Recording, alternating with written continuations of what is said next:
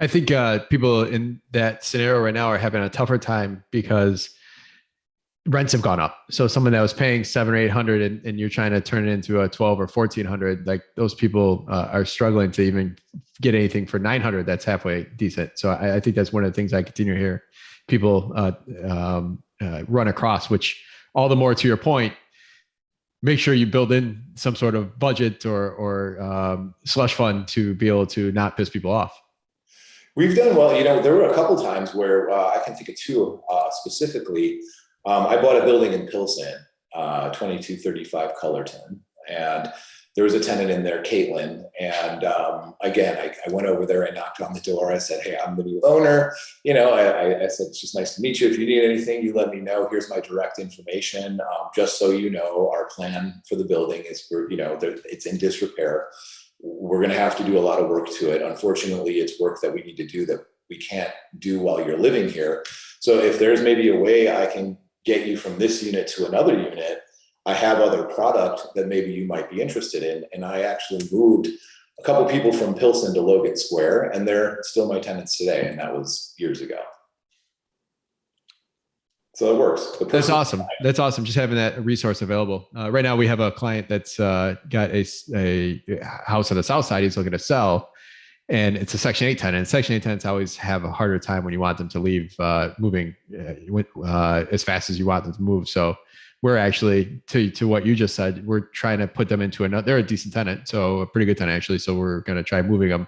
We're kind of controlling that exit and being able to make sure the outcome, they know, by us helping them makes them, and you helping them shows that you're on their side. You're not just trying to kick them out. You're not just big bad landlord trying to be greedy. And the other thing is, like, even before the fair housing ordinance, or fair notice rather, the fair notice ordinance came to be, we were already giving people like way more notice than we were required to.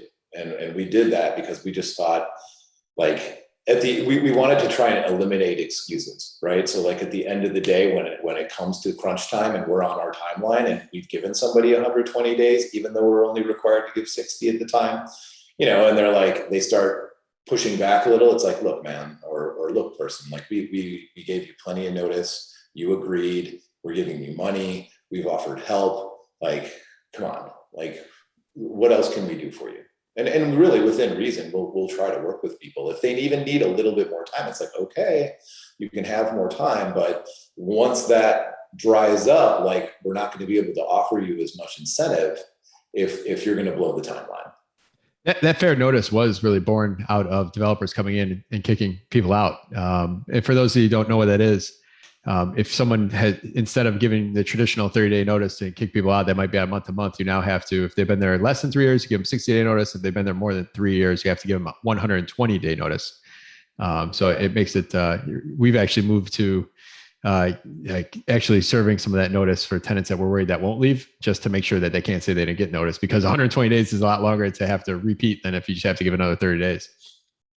We went as far as hiring like our own special process server that just works for us directly. And that's been very effective. Oh, I love that. I love that. That's a great idea. I'm going to write that down, in-house it.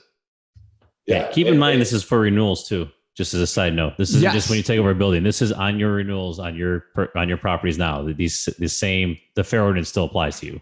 That's right. Yes. The renewals as well too. The renewals that's also in Cook County now too. There's outside of Chicago, they have that. I believe it's just 60 days, but you have to give that too. Rent. One more thing to that, rent increase. This has been like that forever, but in Chicago, if you're going to increase rent, you have to give the 60-day notice as well too. That's correct.